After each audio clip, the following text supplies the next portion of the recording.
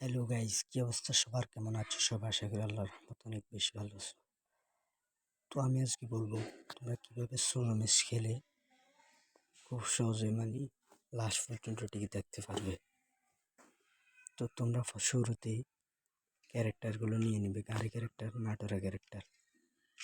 তো ক্যারেক্টার নিয়ে ম্যাচটা স্টার্ট দিয়ে দিবে। ম্যাচ স্টার্ট দেওয়ার পর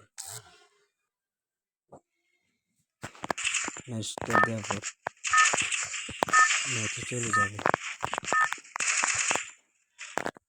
তোমরা শুরুতেই যেখানে বেশি এনিমি নেমে ওইখানে নামবে, কারণ শুরুতেই 1 মিনিটের ভিতরে 1 মিনিট বা 50 সেকেন্ডের ভিতরে যদি একবার মরো তো আবার রিভাইভ পাইবে।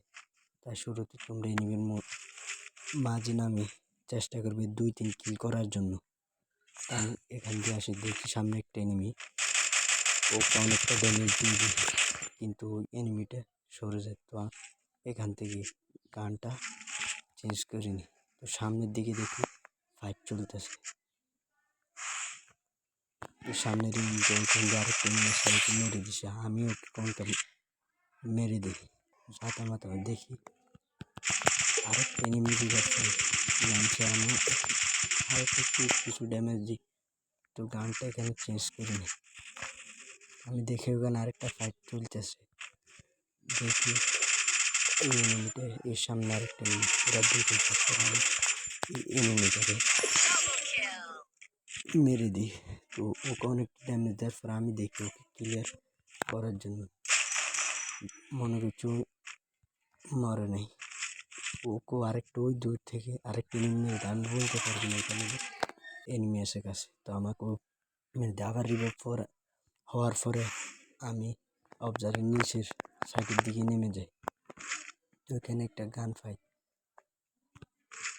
আমি এই জায়গার নামে মূলত গাড়ির উদ্দেশ্যে।